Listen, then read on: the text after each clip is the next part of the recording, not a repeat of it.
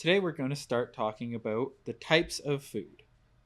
Now, in general, you're going to want to compare foods on their own merits entirely and not based on how they're made. Uh, for example, the thought process that all raw foods are better than all kibbles is inherently wrong because it depends on what both of them are made of. The ingredients are the most important thing as to if a food is good or bad. An analogy I like to use is a baked chicken is healthier for you than a boiled chicken, but that doesn't make a baked cake healthier for you than a boiled chicken. The ingredients matter. So, there are a few reasons, though, to buy a different type of food. The first one we're going to talk about is kibble, if Laurie will let you see it. So, kibble is the most popular type of food because it's very easy to make, it's cheap to buy, and there's a lot of companies that make it, a lot of manufacturing facilities, it's very available. Now, this also means that there is a huge range in qualities. There's some foods that are very low in quality, where you'll see there's byproducts, corn, sometimes you'll see the term animal. And these foods are generally very low quality. They're like made by companies that just want to make money. They don't really care about animals. It's just keep the production costs low. There's also dry foods where you'll see lots of meats, lots of vegetables, lots of fruits. And there's absolutely nothing wrong with feeding a food like that. There's no reason for the stigma against kibble other than there are some very popular, very poor kibbles. That does not represent them all, though. The nice things about kibble are it's really easy to find. It lasts 3 months once it's open before it starts to go stale. So that gives you a little bit more ease of use. It's relatively cheap compared to some of the other options. Whereas the downfall is there's some very bad companies making it. And you do have to cook it.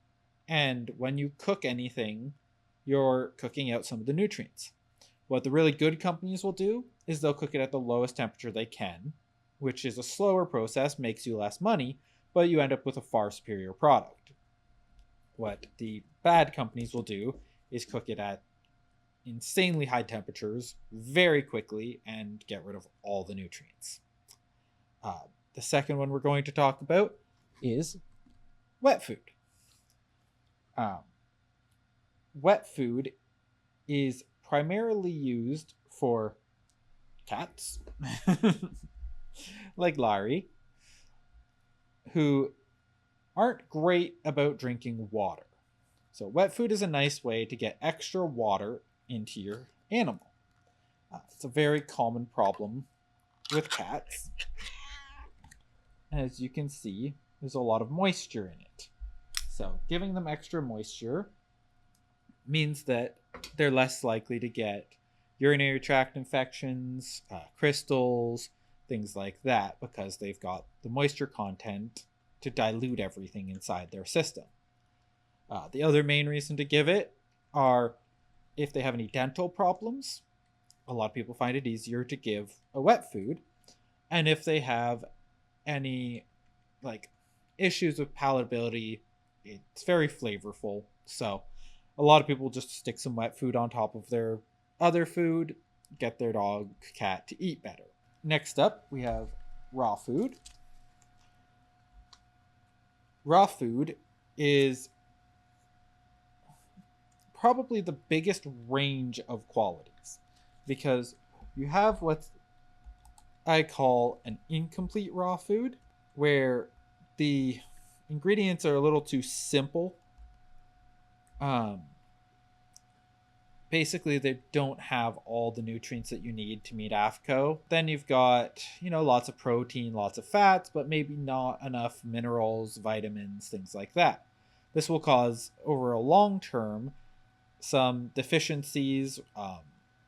Their joints may not develop properly, their bones might develop osteoporosis earlier in life, things like that. And then there's what I would call a complete raw food, which means that it does meet AFCO guidelines. It'll inevitably have more ingredients in it because they're going to have to find things like manganese, copper, zinc from probably non-meat sources, and so they're going to have to add a few synthetics as well, but ideally as few as possible. And if I open this up,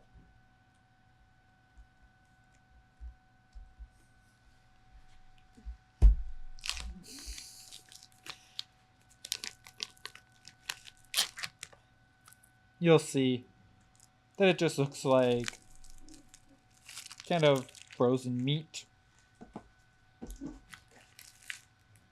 There's a high palatability with that as well, as typically speaking, dogs and cats love meat. And then we have freeze-dried and dehydrated foods, which are different, but I would lump them together, because basically what freeze-dried and dehydrated foods are is a very high quality kibble. It's kind of in between kibble and raw food. Freeze-drying and dehydrating are both very low temperature cooking methods. This means that the manufacturer can make a food without stripping out all of the nutrients. The downside to it is it's a very slow process. This means that it's going to inevitably be very expensive. The main difference between the two is freeze-dried is flaky and dry. It's also very palatable. The dehydrated is typically very hard, very crunchy, but both are in the same vein of they're kind of like a pseudo-cooked food. It's got the practicality of kibble, but it loses very little of the nutrients that you would get with raw. We're also going to talk about rolls or chubs. This is things that you would find at like a box store's refrigerated section. Not to be mistaken with, some raw food companies will put their raw food into a chub or a roll. That's not the same thing. I'm talking about ones that you'll find in a refrigerated section or on a shelf. To preserve these, they have to pump them full of sugars and salts. Basically, that's the moisture will make a product go bad. The less moisture that's in a product, the longer it takes to go bad. So for a food that actually is high moisture, what they can do is just fill it with sugars and salts to kind of absorb that moisture. And then you end up with a product that's shelf stable but wet. Obviously, the problem with this is dogs and cats don't digest sugar very well.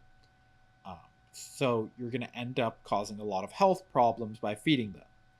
We're not going to go into a whole lot of detail on those because there just generally isn't high quality ones of those that I'm going to recommend. So you're inevitably going to end up ruling out most of them when you're doing your comparisons. But it is nice to know kind of what they are and how they're made. You're also going to notice, looking at many of them, that they're this odd pinkish color. Usually that comes from is kind of known as pink slime. And you're also going to see kind of big fluorescent pieces. That's not normal.